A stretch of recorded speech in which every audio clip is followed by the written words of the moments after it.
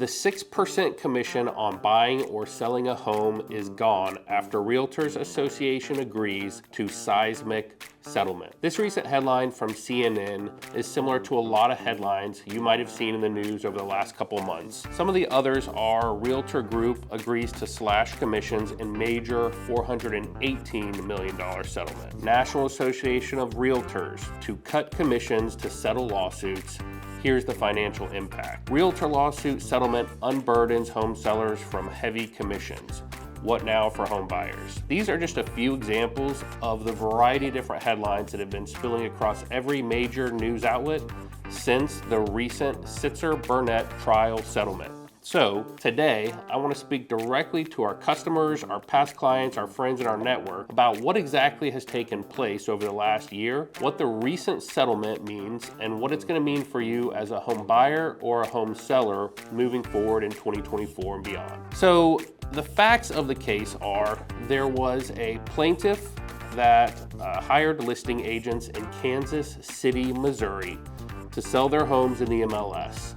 These plaintiffs signed listing agreements agreeing to pay commission upon the sale of their home and agreeing that part of the commission paid would be shared with a cooperating agent. NAR and 4 corporate brokerage defendants, Keller Williams, Anywhere, which is Better Homes and Gardens, Century 21, Coldwell Banker, Corcoran, ERA Sotheby's, Remax, Berkshire Hathaway were originally named.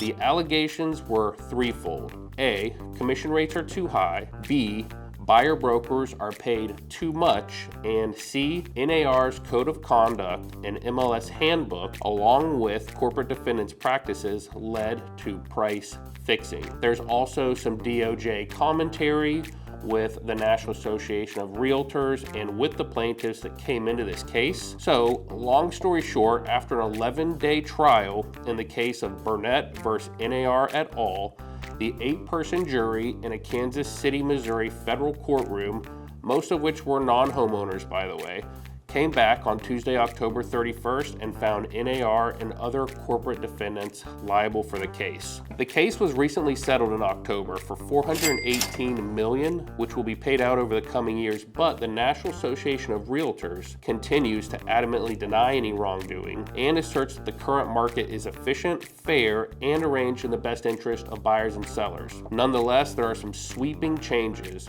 that are coming to the way real estate is transacted, but they're probably not the sort of changes that you're expecting, and certainly not the sort of changes that the recent headlines are suggesting. So why didn't the buyer always pay the buyer agent compensation? At the end of the day, this lawsuit basically says I was paying a buyer agent, I didn't want to pay a buyer agent, I didn't know I was paying a buyer agent, I shouldn't have had to pay a buyer agent. So why do sellers pay buyer's agents in our market?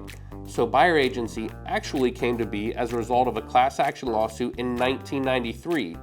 This lawsuit alleged that Adena Realty, one of the largest independent realty firms in the nation at that time, failed to explain the legal ramifications that arise when agents represent the buyer and the seller on the same deal. The company should have explained it owed conflicting duties to both parties, said Rodney A. Wilson, who was a lawyer who represented the plaintiffs. This case was ultimately settled in 1995, and the National Association of Realtors, along with state and local trade organizations across the country, implemented specific buyer agency forms, policies, procedures.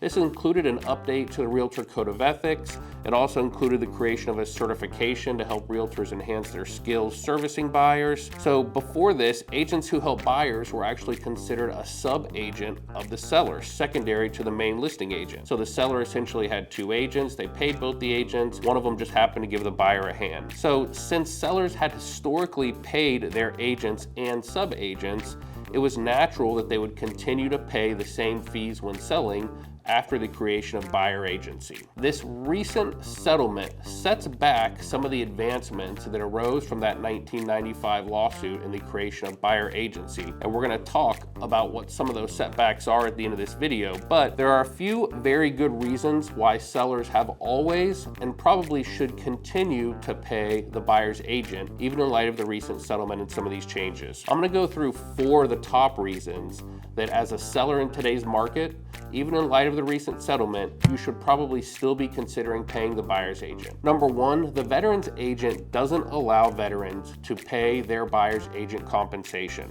So by offering to pay a buyer's agent's compensation, sellers have increased the pool of potential buyers to include all qualified VA buyers in the marketplace. Number 2, sellers accumulate equity through ownership over time. So in addition to savings, investments, other cash on hand, sellers have additional resources to cover fees for agent services at the time of closing, while buyers traditionally have less cash available on hand, and they also share a bigger burden of the closing costs.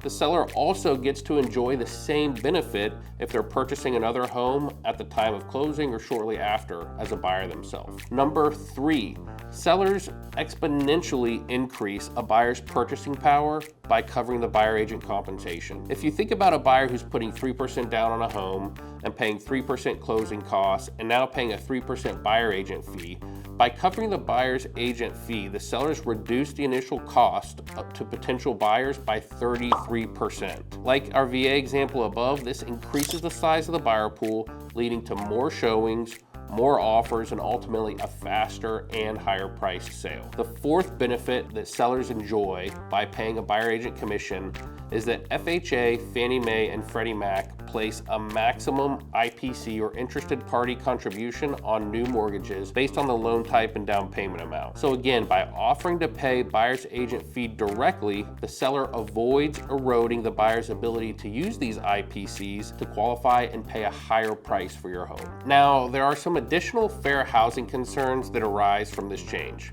If a buyer is going to be expected to pay 33% more to purchase a home, using our example from earlier, then the poorest and most marginally qualified buyers will be left without representation options since they can't afford to pay a buyer's agent. Or they'll be disproportionately represented by less experienced and less qualified agents who work for a severely reduced fee, leaving them outmaneuvered and underrepresented in the most important purchase transaction of their lives. There's a lot of really good reasons why the open free real estate market in the US has arranged itself the way that it has. Even when you look to the commercial market, which was not a part of this lawsuit, the commercial market operates the same way, with the seller of a building, a retail space, compensating the eventual buyer's agent at the time of closing. Nonetheless, this settlement has been proposed and is shortly expected to be approved by the courts, and implemented changes are supposed to be rolled out by mid-July of 2024. So there are changes coming to the way residential real estate is transacted. Here are the 2 changes that are going to impact you as a seller or a buyer the most. Number 1, offers of buyer compensation will no longer be allowed on the MLS or on any of the national portals or websites that syndicate from the MLS. This means that your buyer's agent or buyer's agent representing purchasers of your home will need to individually communicate with each other and establish what the fair compensation is going to be before a showing is scheduled and occurs and before an offer is written. Previously, this information was published on the MLS, it was predetermined and pre-negotiated, and it was advertised widely on all the national portals in the MLS for everyone to see. This change hides that information from the general public, hides it from the buyer, and requires additional communication and negotiation between your agent and the other party in advance of any showing occurring. The second change that's going to affect you is Realtor and MLS member participants will be required to obtain a written buyer representation agreement before showing any properties to any home buyers. This affects every real estate agent and is not an option. This means when a buyer calls us and says, hey, we'd like to see your listing you have at 123 Main Street, can you show it to me today at 4 p.m? Whereas before we might have hopped in the car and met them at the property, now we'll have to take a step back, ask them to come into the office, have a long phone conversation or maybe a Zoom meeting and explain exactly what their representation agreement is going to look like. There's going to be a few different examples of representation agreements. There will be single party representation agreements where a buyer can say, I want you to represent me just for this one showing, this one time. Duration agreements, which might say that I'm going to give you 2 weeks to be my agent and then I want to reevaluate. Or long-term agreements, which for the duration of the home search establish agency between the buyer and their eventual realtor. The amount of compensation is and always has been negotiable and varies from market to market and agent to agent based on skill, ability, and demand for services.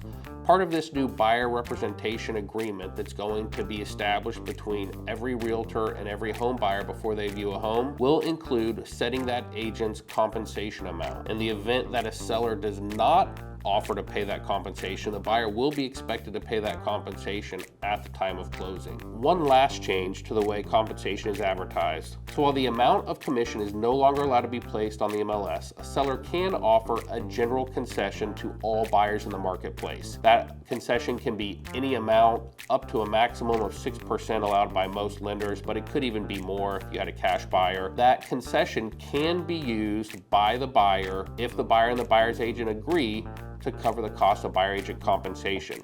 However, just remember you're eating into that interested party contribution when you offer that blanket concession. So that will be a way to ease some of the burden, increase the size of your buyer pool, help out buyers, and help make homes affordable or continue making homes affordable. So what we'd like to do is encourage you to reach out to us sooner rather than later.